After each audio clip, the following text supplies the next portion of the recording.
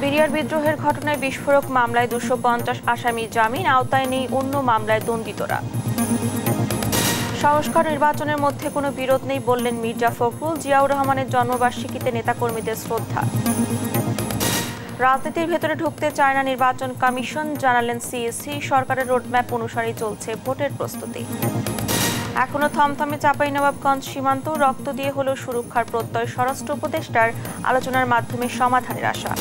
চিকিৎসক ও যন্ত্রপাতির সংকটে বরগুনার পাথরঘাটা উপজেলার স্বাস্থ্য কমপ্লেক্সে সেবা ব্যাহত, ভোগান্তি নিরসনে ব্যবস্থা নেওয়ার আশ্বাস। এবং ধার করা ভবনে চলছে শরীয়তপুর আদালতে বিচার কাজ, ভোগান্তিতে বিচার প্রার্থীরা অনুমোদনের অপেক্ষায় গণপূর্ত বিভাগ। আমন্ত্রণ দেশ জনপদ সংবাদে, দেখছিলেন শিরোনামগুলো, সঙ্গে আছি আমি ডানা ইসলাম। এবারে যাচ্ছি বিস্তারিত সংবাদে। পিলখানা হত্যাকাণ্ডে বিস্ফোরক মামলায় শুনানি শেষে সব আসামিকে জামিন দিয়েছে কেরানীগঞ্জের কেন্দ্রীয় কারাগারের ভেতর অস্থায়ী আদালত। দীর্ঘ 16 বছর পর বিস্ফোরক আইনে মামলায় জামিন পেলেন কারাগারে থাকা 250 বিডিআর জওয়ান। রোববার দুপুরে এই রায় দেন অস্থায়ী আদালত। তবে যাদের খালাসের বিরুদ্ধে উচ্চ আদালতে আপিল রয়েছে এবং দণ্ডিত হয়েছেন তারা জামিন পাবেন না বলে জানান আদালত। ক্ষমতার পালাবদলে অন্তর্বর্তী সরকার দায়িত্ব নেবার পর বিডিআর বিদ্রোহের ঘটনায় তদন্ত পুনরায় শুরুর দাবি ওঠে। এরপর গত 19 ডিসেম্বর অভিযোগ নিয়ে আন্তর্জাতিক অপরাধ ট্রাইব্যুনালে যান শহীদ পরিবারের সদস্যরা।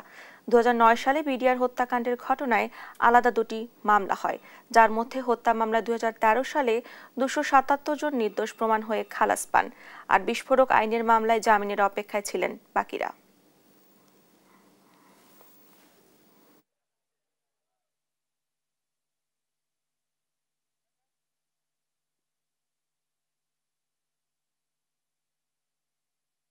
হত্যা মামলায় যারা নিম্ন আদালত থেকে তারা খালাস পেয়েছিল এবং যাদের বিরুদ্ধে সরকার কোনো আপিল করে নাই, এই রকম যারা আছে তাদের সংখ্যাটা হচ্ছে প্রায় 250-র উপরে। তাদেরকে আজকে মাননীয় আদালত জামিনে মুক্তি দিয়েছেন। মাননীয় আদালত আমাদেরকে নির্দেশ দিয়েছেন যে 250 মানুষ এখন জামিন পেল, তাদের জামিননামাটা আমরা 2 দিন পরে দাখিল করব। এ বিষয়ে সবশেষ খবর জানাতে অস্থায়ী আদালত এলাকা থেকে সরাসরি যুক্ত হচ্ছেন সহকর্মী সাদাত নিশাদ। নিশাদ, রায় নিয়ে বন্দী বিডিআর সদস্যদের স্বজনরা কি বলছেন, আর কি কি তথ্য আছে আপনার কাছে জানাবেন আমাদের। জি ধন্যবাদ। যেমনটি বলছিলেন আপনি, আসলে আমরা এই মুহূর্তে যে অস্থায়ী কারাগার, সেই কারাগারের সামনেই আছি এবং অস্থায়ী আদালতের কিছুক্ষণ আগে সেই দীর্ঘ প্রায় সকাল থেকে শুরু হয়ে বিকেল 3:30টার দিকেই মাহেন্দ্রক্ষণ বলা চলে, যেহেতু দীর্ঘ 16 বছরের অপেক্ষা, সেই অপেক্ষার অবসান ঘটেছে। সেই অনুযায়ী তথ্য অনুযায়ী আমাদের সাথে আসামি পক্ষের আইনজীবী কথা বলেছে এবং সেই আসামি পক্ষের তথ্য অনুযায়ী 200-র অধিক অর্থাৎ যে আসামিরা রয়েছেন যারা বিডিআর ট্র্যাজেডির ঘটনায় গ্রেফতার হয়েছিলেন, তো তাদেরকেই জামিন দেওয়া হয়েছে। আমি যদি একটু দেখানোর চেষ্টা করি, ঠিক আমার পেছনে যে দৃশ্যটা, যে কারাগারটি দেখা যাচ্ছে, সেখানেই যে বিডিআরের যে সকল সদস্যরা আটক ছিল, এখানে বন্দী ছিল, তারা কিন্তু সেই সকাল থেকেই এখানে দাঁড়িয়ে অপেক্ষা করেছিল যে আসলে তাদের সেই 16 বছরের যে অবসান, সেই অবসানের যে ফল কি তারা আজকে পাবেন কিনা। এবং কিছুক্ষণ আগেও কিন্তু এই কারাগারের এইখানে দাঁড়িয়ে থাকা শত শত যে বন্দী রয়েছে, তারা কিন্তু আনন্দে উচ্ছ্বাসে ফেটে উঠেছিল এবং একই সাথে তাদের স্বজনরা কিন্তু সকাল থেকেই এখানে কারাগারের বাইরে অবস্থান করেছিল, কিছু কিছু স্বজন ভেতরে অবস্থান করেছিল।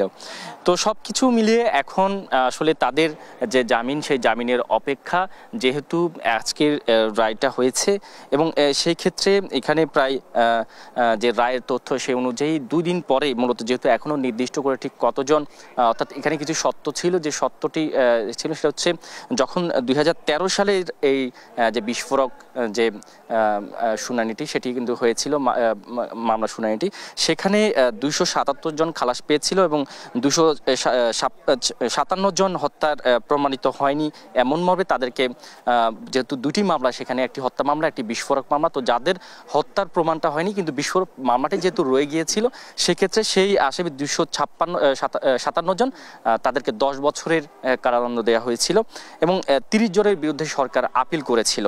তো সব মিলে সেখানে কিন্তু মুক্তির অপেক্ষায় ছিল প্রায় 500-র উপরে যারা বন্দী তারা। তো এখন যে তথ্য সেই অনুযায়ী যেহেতু 10 বছরের যেটি 2013 সাল থেকে প্রায় 10 বছর কিন্তু শেষ হয়ে গেছে অনেকের সাজা, তো তাদের বিষয়ে যেহেতু কোনো ধরনের আপিল যদি থেকে থাকে তাহলে সেক্ষেত্রে তারাও মুক্তি পাবে এবং সেই জন্য আসামি পক্ষের যুক্তিতর্ক এবং রাষ্ট্রপক্ষের যুক্তিতর্ক সবকিছু মিলিয়ে আগামী আরও একটি দিন ধার্য করা হয়েছে, যেটি 10 তারিখ 10ই ফেব্রুয়ারি। সেদিন সাক্ষী আজকে 284তম সাক্ষী ছিল এখানে, তার কথা সেখানে শোনা হয়েছে, এরপর শুনানি হয়েছে। তো আগামী 10 ফেব্রুয়ারি তখন আবারও আরেকটি শুনানির দিন ধার্য করা হয়েছে। সেই ক্ষেত্রে আজকে 250 জনের অধিক যারা আছে তারা তো দুদিনের মধ্যে তাদের জামিন শুনানিটা শেষ হওয়ার পরে তারা মুক্তি পাবে এবং বাকি যারা রয়েছে তাদের বিষয়ে আগামী 10 ফেব্রুয়ারি সেদিন সিদ্ধান্ত হবে। তো সবকিছু মিলিয়ে এখন পর্যন্ত আসলে কারাগারের উল্লাস শেষ হয়েছে, এখন স্বজনরা বাড়ি ফিরেছে। দুদিন পরেই তাদের যে স্বজনরা এখানে বন্দী যারা আছে যারা মুক্তি পাবে তাদের অপেক্ষার অবসান ঘটবে। তো এই ছিল কারাগারের থেকে আমার কাছে থাকা সবশেষ খবর। নিশাদ, ধন্যবাদ আপনাকে। কেরানীগঞ্জের অস্থায়ী আদালত প্রাঙ্গণ থেকে যুক্ত ছিলেন আমাদের সহকর্মী। জিয়াউর রহমান না থাকলে দেশের স্বাধীনতা হুমকিতে পড়ত, এমন মন্তব্য করেছেন বিএনপির মহাসচিব মির্জা ফখরুল ইসলাম আলমগীর। রোববার বিএনপির প্রতিষ্ঠাতা জিয়াউর রহমানের 89তম জন্মবার্ষিকীতে তার সমাধিতে শ্রদ্ধা জানিয়ে কথা বলেন তিনি। জানান, বহুদলীয় গণতন্ত্র প্রবর্তন ও মুক্তবাজার অর্থনীতি প্রতিষ্ঠা করে দেশকে অনন্য উচ্চতায় নিয়ে যান জিয়াউর রহমান। হাসান মাহমুদের প্রতিবেদন। বিএনপির প্রতিষ্ঠাতা শহীদ প্রেসিডেন্ট জিয়াউর রহমানের 89তম জন্মবার্ষিকীতে শ্রদ্ধা জানাতে তার সমাধিতে সকাল থেকে ঢল নামে নেতাকর্মীদের। বহুদলীয় গণতন্ত্র প্রবর্তন, মুক্তবাজার অর্থনীতি প্রতিষ্ঠার মাধ্যমে দেশকে অনন্য উচ্চতায় নিয়েছেন জিয়াউর রহমান। এরপরও নানাভাবে ইতিহাস থেকে তাকে মুছে ফেলার চেষ্টা হয়েছে বলে অভিযোগ করেন তারা। জিয়াউর রহমানের এই মাজারকে সরানোর জন্য সরকার অনেক পায়তারা করেছে, বাংলাদেশের বিভিন্ন স্থাপনা সরানোর চেষ্টা করেছে। যত সংকট বাংলাদেশে এসেছে জিয়া পরিবার এই সংকটগুলো সমাধান করেছে। সেটা আপনি 71-এর স্বাধীনতা বলেন, 90-এর স্বৈরাচারের বিরুদ্ধে আন্দোলন বলেন, বা 24-এর স্বাধীনতা বলেন। স্বৈরাচার সরকার জিয়াউর রহমানের স্বাধীনতার ঘোষণাকে আইন করে নিষিদ্ধ করলেও তাকে মানুষের কাছ থেকে বিচ্ছিন্ন করতে পারেনি। আধুনিক রাষ্ট্র নির্মাণে জিয়াউর রহমানের দর্শন প্রান্তিক পর্যায়ে ছড়িয়ে দেওয়ার প্রত্যয় জানান নেতাকর্মীরা। শেখ হাসিনার আমলে জিয়াউর রহমানের বহু অবদান তারা জাতিকে জানতে দেয় নাই, অথচ আজকে জাতি সবকিছু জানতে পারে এবং খোলাসা হয়ে গেছে জাতির সামনে। আমরা গ্রাম থেকে গ্রামান্তরে জিয়াউর রহমানের সেই আদর্শকে আমরা পৌঁছে দিয়েছি। রোববার সকাল 11টার দিকে শ্রদ্ধা নিবেদন করেন বিএনপি মহাসচিব মির্জা ফখরুল ইসলাম আলমগীর। বলেন, জিয়াউর রহমান ছাড়া স্বাধীনতা হুমকিতে পড়ত। এই নেতা জন্ম না হতো তাহলে বাংলাদেশের স্বাধীনতা অবশ্যই কি অবস্থায় যেত আমরা জানি। দেশের সংস্কার ও নির্বাচন পাশাপাশি চলতে পারে, তাই দ্রুত মৌলিক সংস্কার করে নির্বাচন দেওয়ার দাবিও জানান তিনি। সংস্কার এবং নির্বাচনের মধ্যে কোনো বিরোধ নেই, সংস্কারও চলবে, নির্বাচন হবে এবং যে সরকার আসবে, যারা যে দল সরকারে আসবে তারা সেই সংস্কারগুলোকে এগিয়ে নিয়ে যাবে। আমরা আমাদের দলের পক্ষ থেকে আমরা পরিষ্কার করে বলতে পারি যে আমরা প্রতিটি সংস্কারকে এগিয়ে নিয়ে যাব। জাতীয় ঐক্যমত্যের ভিত্তিতে সব সংস্কার হওয়া দরকার বলে মন্তব্য করেন বিএনপি মহাসচিব। হাসান মাহমুদ, দেশ টিভি, ঢাকা। সারা দেশে নানা আয়োজনের মধ্য দিয়ে শহীদ প্রেসিডেন্ট জিয়াউর রহমানের 89তম জন্মবার্ষিকী পালিত হয়েছে। দেশের বিভিন্ন জেলায় এ উপলক্ষে কম্বল বিতরণ, দোয়া মাহফিল ও আলোচনা সভার আয়োজন করে বিএনপির নেতাকর্মীরা। সহকর্মীদের পাঠানো তথ্যচিত্রে বিস্তারিত জানাচ্ছেন টুম্পা ফরোজ। নানা আয়োজনের মধ্য দিয়ে দেশের স্বাধীনতার ঘোষক ও শহীদ প্রেসিডেন্ট জিয়াউর রহমানের 89তম জন্মবার্ষিকী পালিত হয়েছে। এ উপলক্ষে দুপুরে শহরের পূর্ব ফুলবাড়িয়া ঈদগাহ মাঠে 5 শতাধিক অসহায় ব্যক্তির মধ্যে কম্বল বিতরণ করেছে জেলা বিএনপির নেতাকর্মীরা। এর আগে জিয়াউর রহমানের আত্মার মাগফিরাত কামনায় দোয়ার আয়োজন করা হয়। নাটোরে আলোচনা সভা ও দোয়া মাহফিলের মধ্য দিয়ে শহীদ প্রেসিডেন্ট জিয়াউর রহমানের জন্মবার্ষিকী পালিত হয়েছে। রোববার সকালে আলাইপুরস্থ জেলা বিএনপির কার্যালয়ে এ আয়োজন করা হয়। আলোচনা সভা শেষে বিএনপির চেয়ারপারসন বেগম খালেদা জিয়ার রোগ মুক্তি ও দীর্ঘায়ু কামনায় দোয়া ও মোনাজাত করা হয়। পিরোজপুরের শহীদ প্রেসিডেন্ট জিয়াউর রহমানের 89তম জন্মবার্ষিকীতে দোয়া মাহফিল হয়েছে। সকাল 11টায় পিরোজপুর জেলা বিএনপির কার্যালয়ে এ দোয়া মাহফিল অনুষ্ঠিত হয়। এ সময় বক্তব্য রাখেন জেলা বিএনপির আহ্বায়ক অধ্যক্ষ আলমগীর হোসেন সহ অন্যান্য নেতাকর্মীরা এবং দোয়া অনুষ্ঠান পরিচালনা করেন জেলা ওলামা দলের সদস্য অধ্যক্ষ দেলোয়ার হোসেন। টুম্পা আফরোজ, নিউজ ডেস্ক, দেশ টিভি। অন্তর্বর্তী সরকারের রোডম্যাপ অনুসারে নির্বাচনের প্রস্তুতি চলছে বলে জানিয়েছেন প্রধান নির্বাচন কমিশনার এএমএম নাসির উদ্দিন। সোমবার ভোটার তালিকা হালনাগাদ কাজ শুরু হচ্ছে জানিয়ে তিনি বলেন, এই কার্যক্রমকে বিতর্কমুক্ত রাখতে সব ধরনের ব্যবস্থা নেওয়া হয়েছে। কমিশন রাজনীতির ভেতরে ঢুকতে চায় না বলেও জানান সিইসি। শিউলি রায়ের প্রতিবেদন। ভোটার তালিকা হালনাগাদ কার্যক্রম এগিয়ে নিতে নির্বাচন কমিশনকে ল্যাপটপ, স্ক্যানার সহ অন্যান্য উপকরণ দেয় জাতিসংঘের উন্নয়ন কর্মসূচি ইউএনডিপি।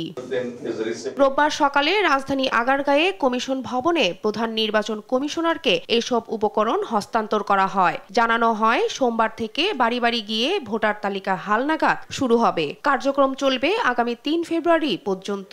এই জন্য সারা দেশে একযোগে কাজ করবে 65,000 কর্মী।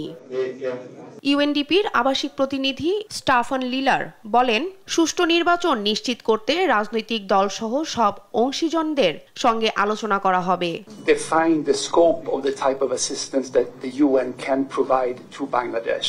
The mission has been here last week and it's also here this week. They will continue consult with the political parties, with the government, with civil society, a number of other actors, and then give the recommendations of what kind of election support that the UN can provide together to Bangladesh. এই সময় EC প্রধান AMM Nasir Uddin জানান, এবার ভোটের তালিকা বিতর্কের ঊর্ধ্বে রাখতে সব ধরনের উদ্যোগ নেওয়া হয়েছে। মানুষের সন্দেহ দূর করতে স্বচ্ছতার সঙ্গে ভোটার তালিকা হালনাগাদ করা হবে বলেও উল্লেখ করেন তিনি। This new commission is now fully committed to ensure a free, fair and credible election, which also UNDP also expects from us. আমরা সন্দেহ দূর করার জন্য তো এই কাজ করতেছি, এত লোক নামাচ্ছে, মাঠে নামাচ্ছে। এখন আর আমরা তো নিশ্চয়ই আমরা আশাবাদী যে এটা সব ধরনের সন্দেহ দূর হবে ইনশাআল্লাহ। নাসিরউদ্দিন জানান, সরকারের নির্বাচনী রোডম্যাপ অনুযায়ী ভোটের দিকে এগিয়ে যাচ্ছে ইসি। মাননীয় প্রধান উপদেষ্টার ঘোষিত যে টাইম ফ্রেম, ওটাকে মাথায় রেখে আমরা কাজ করছি। ওই যে রাজনৈতিক বক্তব্য মধ্যে আমরা ঢুকতে চাই না, আমরা রাজনীতির মধ্যে ঢুকতে চাই না, আমরা আইন কানুন বিধিবিধান সিস্টেমের মধ্যে থাকবো। এবারের ত্রয়োদশ জাতীয় সংসদ নির্বাচনকে অবাধ ও সুষ্ঠু করতে বদ্ধপরিকর কমিশন। তোমরা দিতে পারো তাহলে হয়তো। শিউলি রায়, দেশ টিভি, ঢাকা। শনিবারের সংঘর্ষের পর চাঁপাইনবাবগঞ্জের শিবগঞ্জ সীমান্তে আজও থমথমে অবস্থা বিরাজ করছে। চরম আতঙ্ক বিরাজ করছে সীমান্ত এলাকায় বাসিন্দাদের মধ্যে। তবে পরিস্থিতি নিয়ন্ত্রণে রোববার দুপুরে স্থানীয় জনপ্রতিনিধিদের মাধ্যমে গ্রামবাসীর সঙ্গে মতবিনিময় করেছে বিজিবি। সহকর্মী তারেক রহমানের তথ্য ছবিতে সালমা জহরের ডেস্ক রিপোর্ট।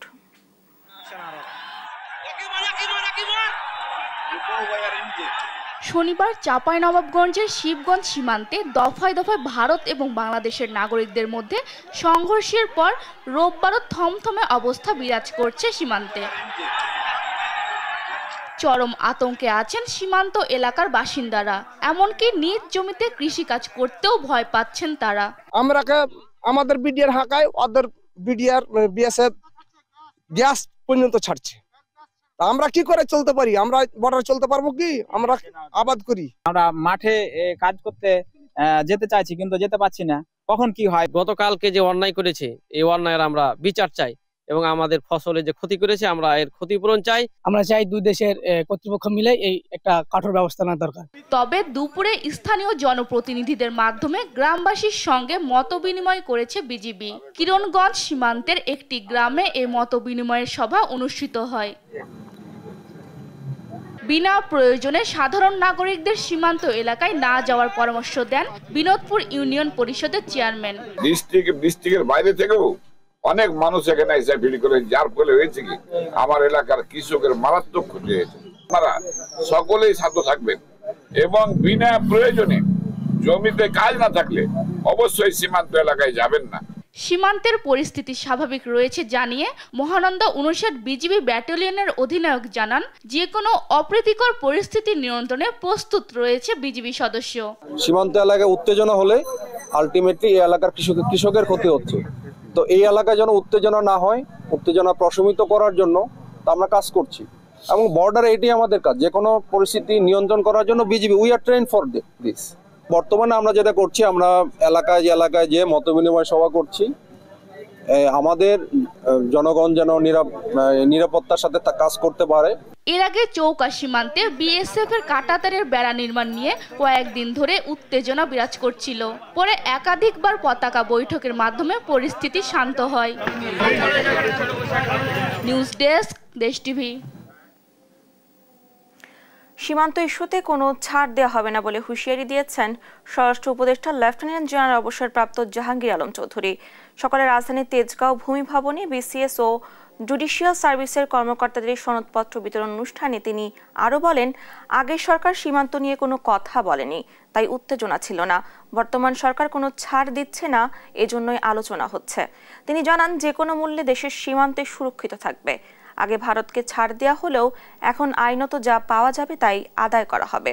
আগামীতে সীমান্ত নিয়ে ডিজি পর্যায়ে বৈঠক হবে, সেখানে সমাধানে উঠে আসবে বলেও জানান উপদেষ্টা। তিনি আরও বলেন, দেশের অন্যতম সমস্যা দুর্নীতি, সেটির ব্যাপারে বর্তমান সরকার জিরো টলারেন্সে আছে। এছাড়া ভূমি নিয়ে নানা জটিলতা বৃদ্ধি পাচ্ছে, ফলে কৃষি জমি দিন দিন কমে যাচ্ছে। তাই ভূমি সুরক্ষা আইন সময়ের দাবি বলেও জানান স্বরাষ্ট্র উপদেষ্টা। অন্তর্বর্তী সরকারের পদক্ষেপ তো দেখছেনি। আগে যেহেতু কোনো পদক্ষেপ ছিল না, এই জন্য কোনো রকম বর্ডারে কোনো কিছু হয় নাই। এখন যেহেতু আপনার পদক্ষেপ নিচ্ছেন দেখি তো এইসব ঘটনা ঘটছে। তা আপনারা, আমাদের জনগণ সবসময় আমাদের সাহায্য করে যাচ্ছে। এই জনগণের এই সাহায্য এবং সহযোগিতা সবসময় থাকবে এবং বিজিবি কিন্তু সবসময় সীমান্তে অ্যালার্ট আছে এবং আমাদের সীমান্ত সম্পূর্ণভাবে সুরক্ষিত আছে। এই সীমান্ত এই সাইডে কেউ কোনোদিনই আসতে পারবে না। চাঁপাইনবাবগঞ্জ সীমান্তে গাছ ও ফসল কাটা নিয়ে উত্তেজনা বিরাজ করছে। এ নিয়ে জানাতে সরাসরি যুক্ত হচ্ছেন সহকর্মী তারেক রহমান। তারেক, সীমান্তের সর্বশেষ পরিস্থিতি কেমন দেখছেন?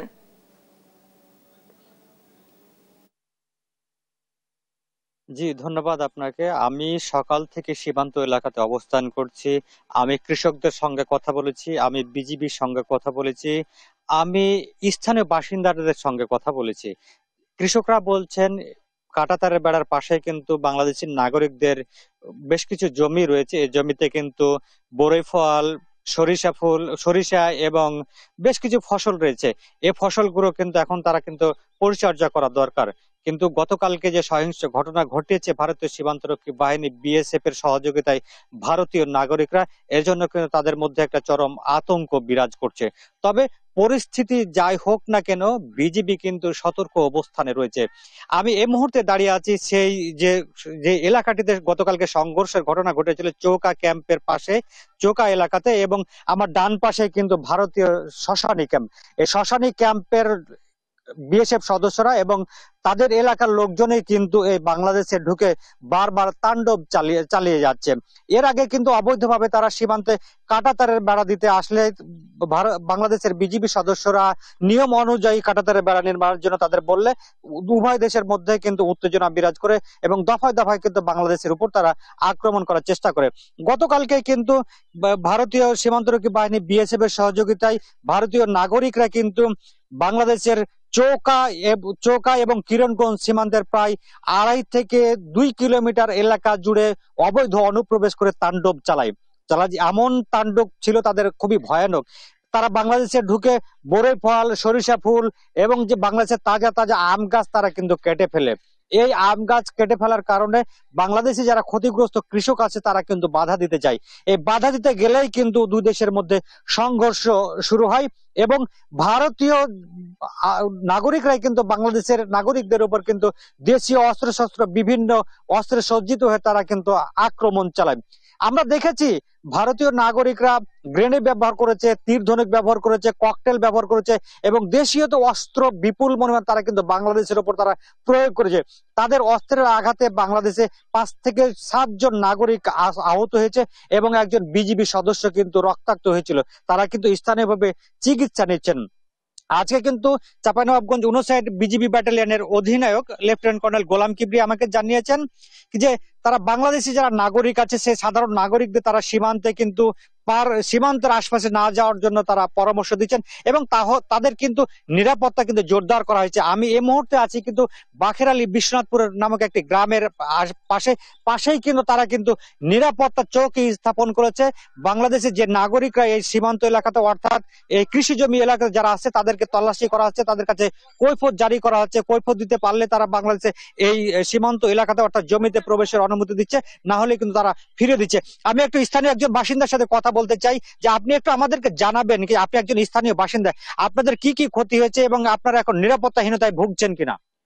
জি, আমি একজন স্থানীয় বাসিন্দা হিসাবে আমরা অত্যন্ত আতঙ্কের মধ্যে আছি, কারণ ইন্ডিয়ার বিএসএফ এবং ইন্ডিয়ার নাগরিকরা বাংলাদেশে এর আগেও এবং বর্তমানে গতকালকে আমাদের দেশীয় জমিতে প্রবেশ করে অবৈধভাবে আন্তর্জাতিক আইন লঙ্ঘন করে আমাদের গাছপালা ফসল ইত্যাদি নষ্ট করেছে এবং তারা দেশীয় অস্ত্র যেমন তীর ধনুক, গোলা বারুদ, ককটেল এবং ইত্যাদি বিস্ফোরণের মাধ্যমে আমাদের বেশ কিছু দেশীয় জনগণকে ক্ষতির মধ্যে পড়তে হয়েছে এবং আমরা আতঙ্কের কারণে আমাদের ফসলি জমিতে যেতে পারছি না। সীমান্ত এলাকায় আমরা নিজস্ব বাড়িতে বসবাস করলেও আতঙ্কের মধ্যে আছি।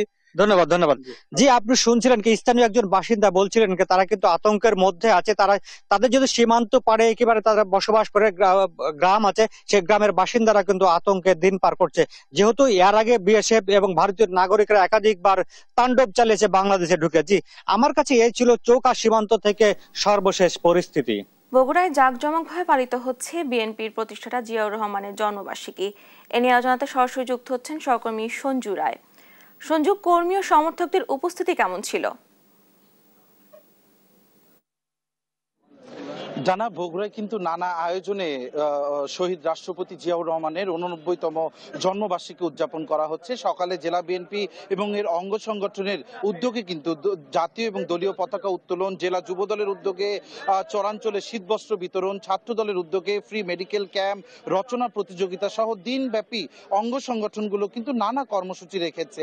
আমি বর্তমানে দাঁড়িয়ে আছি বগুড়া শহরের চালোপাড়ায়। এখানে কিন্তু 6 নম্বর ওয়ার্ড বিএনপির আয়োজনে আলোচনা সভা এবং দোয়া মাহফিলের আয়োজন করা হয়েছে, যেখানে প্রধান অতিথি হিসেবে উপস্থিত থাকবেন বগুড়া শহর বিএনপির সভাপতি অ্যাডভোকেট হামিদুল হক চৌধুরী হিরু, 6 নং ওয়ার্ড বিএনপির সাবেক সভাপতি বেলাল হোসেন নান্নুর সভাপতিত্বে এখানে কিন্তু তৃণমূলের অনেক নেতাকর্মী অংশ নিয়েছে। কিছুক্ষণ আগেও মসজিদে দোয়া মাহফিল সহ আমাদের এই চালোপাড়ার একটি মন্দিরে আশ্রমে কিন্তু বিশেষ প্রার্থনা অনুষ্ঠিত হয়েছে আজকে জিয়াউর রহমানের এই জন্মবার্ষিকীতে। আমরা একটু সরাসরি কথা বলবো এই আয়োজনের সাথে সংশ্লিষ্ট বগুড়া জেলা বিএনপির সাবেক যুগ্ম সাধারণ সম্পাদক এবং বগুড়া পৌরসভার সাবেক প্যানেল মেয়র পরিমল চন্দ্র দাসের সাথে, যে আজকে জিয়াউর রহমানের জন্মবার্ষিকীতে আপনারা সৃজনশীল কি কি আয়োজন রেখেছেন? ধন্যবাদ। আজকে মহান স্বাধীনতার ঘোষক জিয়াউর রহমানের রাষ্ট্রপতি জিয়াউর রহমানের 51তম জন্মবার্ষিকী 89তম জন্মবার্ষিকী উপলক্ষে আজকে আমাদের সারাদিনের কর্মসূচি। সকাল 7টায় আমরা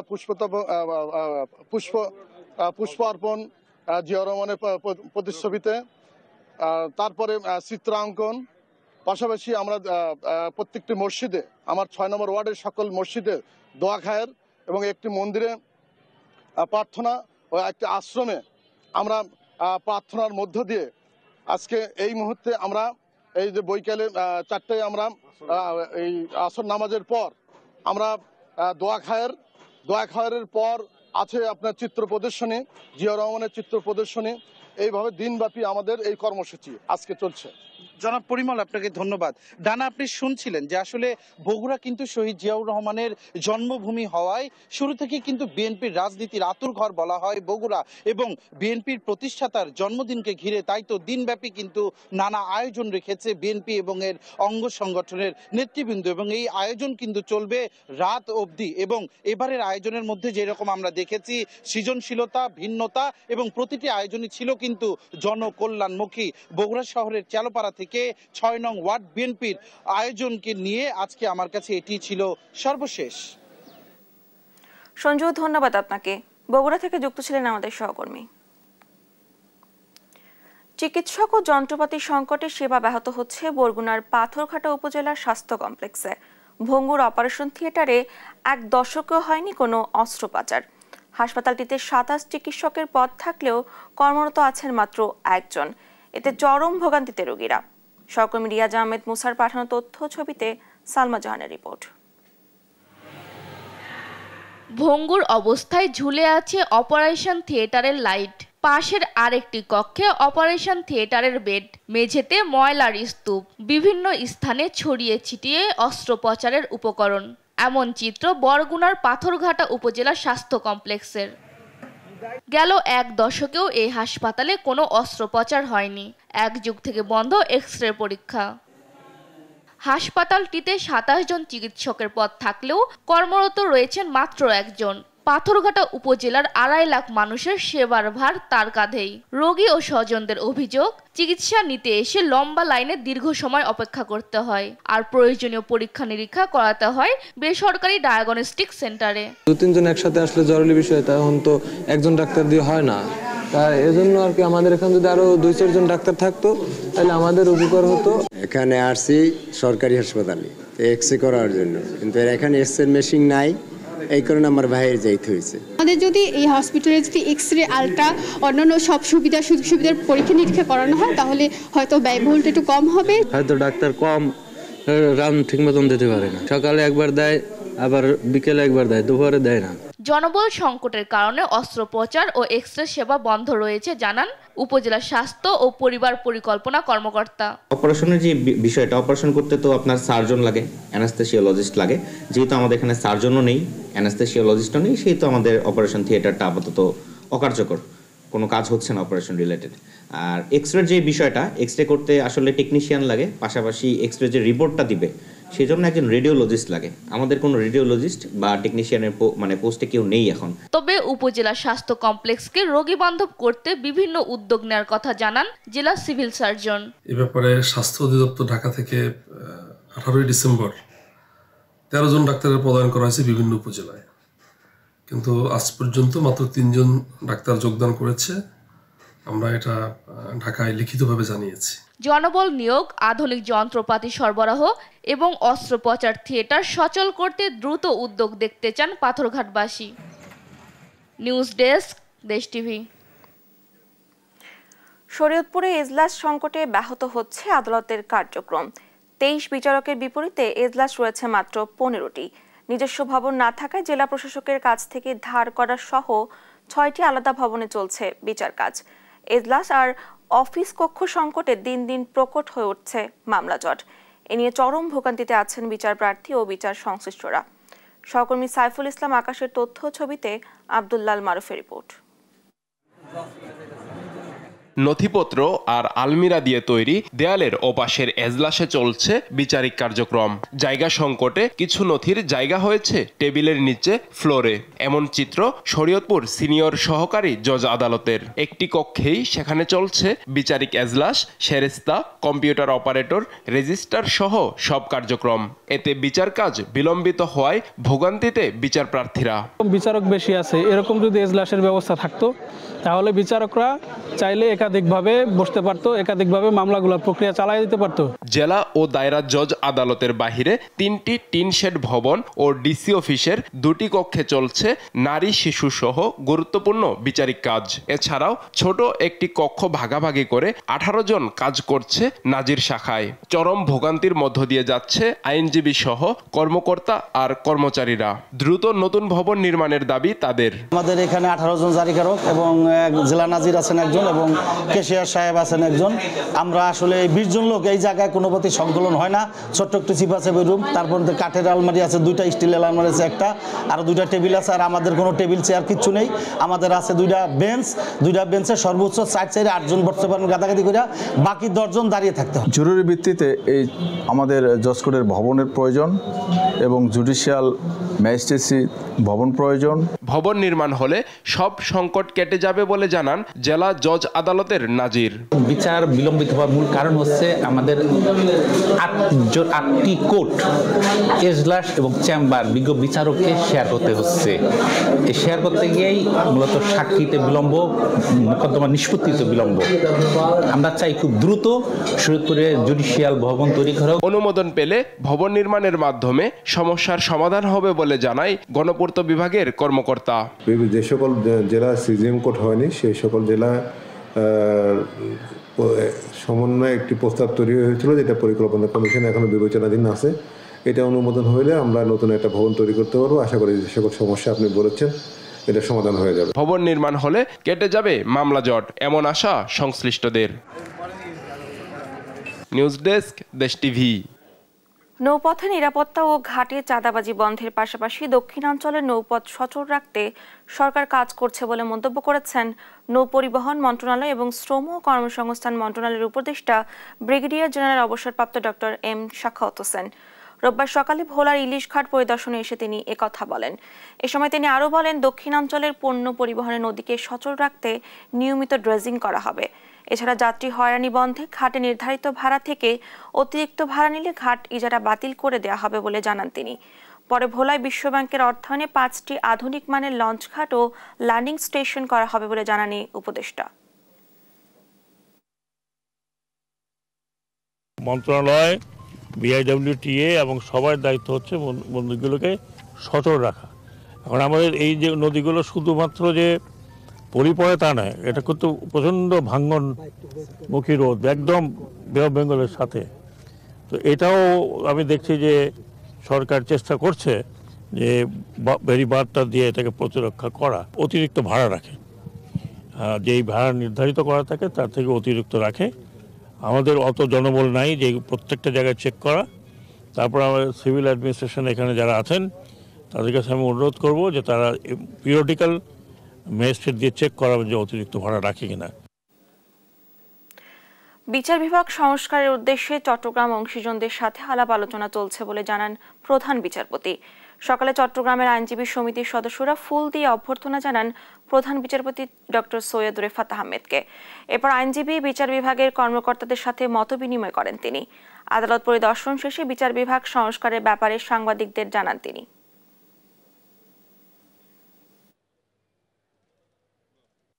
আমরা তো একটা সংস্কারের একটা উদ্যোগ নিয়েছি, তো সেটার পরিপ্রেক্ষিতে সেটাকেই আমাদের উদ্দেশ্য রেখেই আলোচনাগুলো হচ্ছে। কয়েকদিন আছি, অন্যান্যদের সাথে মত বিনিময় হবে। পলিথিনের বিরুদ্ধে এবার কঠোর হচ্ছে সরকার। উৎপাদন এবং মার্কেট পর্যায়ে বন্ধ করতে কাজ চলছে। বাধা আসলে প্রতিহত করা হবে বলে জানিয়েছেন পরিবেশ, বন ও জলবায়ু পরিবর্তন মন্ত্রণালয়ের উপদেষ্টা সৈয়দা রিজওয়ানা হাসান। রোববার দুপুরে চট্টগ্রামের থিয়েটার ইনস্টিটিউটে পলিথিন বিরোধী এবং পরিবেশ সংরক্ষণ বিষয়ে স্টেক হোল্ডারদের সাথে মতবিনিময় সভায় এসব কথা বলেন তিনি। এ সময় তিনি আরও জানান, পলিথিন বন্ধে কারখানা কেন্দ্রিক বড় অভিযান শুরু হবে শিগগিরই। চট্টগ্রামে পাহাড় কাটা নিয়ে ক্ষোভ জানিয়ে তিনি বলেন, 24 ঘন্টা কাজ করতে হবে সরকারি সংস্থাগুলোকে। গভীর রাতেও পাহাড় কাটলে ব্যবস্থা নেয়ার তাগিদ দেন তিনি।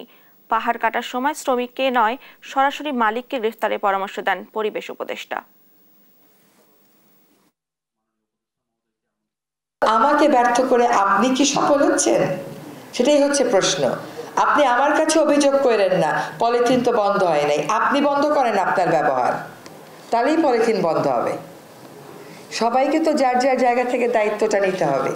রাত্রেবেলা জায়গা পাহারা দিবেন, এটা আপনার দায়িত্ব, এটা সরকারের আইন। 9টা 5টা অফিস কোনো প্রজাতন্ত্রের কর্মচারী করতে পারে না। সে বলতে পারবে না আমার অফিস টাইম 9টা 5টা, তাকে সবসময় প্রজাতন্ত্রের সেবায় থাকতে হবে। বাংলাদেশের সীমান্তে অন্যায়ভাবে গাছ কাটা ও বিজিবির উপর হামলার প্রতিবাদে নাটোরে মানববন্ধন করেছে বৈষম্য বিরোধী ছাত্র আন্দোলন। রবিবার দুপুর 1টার দিকে কানাইখালী প্রেস ক্লাবের সামনে মানববন্ধন ও প্রতিবাদ সমাবেশ অনুষ্ঠিত হয়। এ সময় বক্তারা বলেন, 17 বছর ভারত বাংলাদেশের সীমান্তের উপর অনেক মানুষ হত্যা করেছে, ফেলানীকে হত্যা করে কাঁটাতারে ঝুলিয়ে রেখেছে। 5 আগস্টের পর বাংলাদেশের মানুষ সীমান্তে কোনো হত্যা, কারো চোখ রাঙানি সহ্য করবে না। জুলাই আগস্টের মতো সবাই ঐক্যবদ্ধভাবে প্রতিহত করবে বলেও জানান বক্তারা। কোনো ধরনের নোটিশ ছাড়া 160 জন পরিচ্ছন্নতা কর্মীকে ছাঁটাই করার প্রতিবাদে মানববন্ধন করেছে বরিশাল সিটি কর্পোরেশনের শ্রমিক ইউনিয়ন। রোববার নগর ভবনের সামনে কর্মসূচির আয়োজন করা হয়।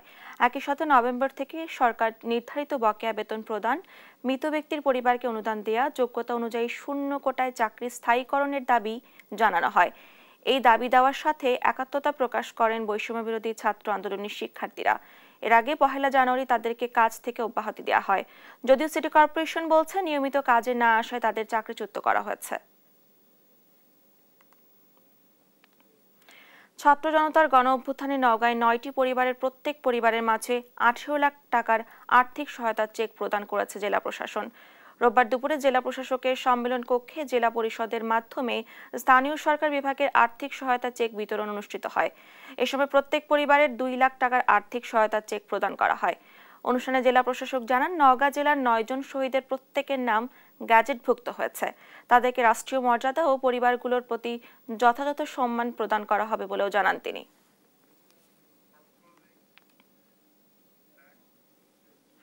এই ছিল এখনকার দেশ জনপদ সংবাদ। পরের বুলেটিন দেখার আমন্ত্রণ রইল। ধন্যবাদ সবাইকে।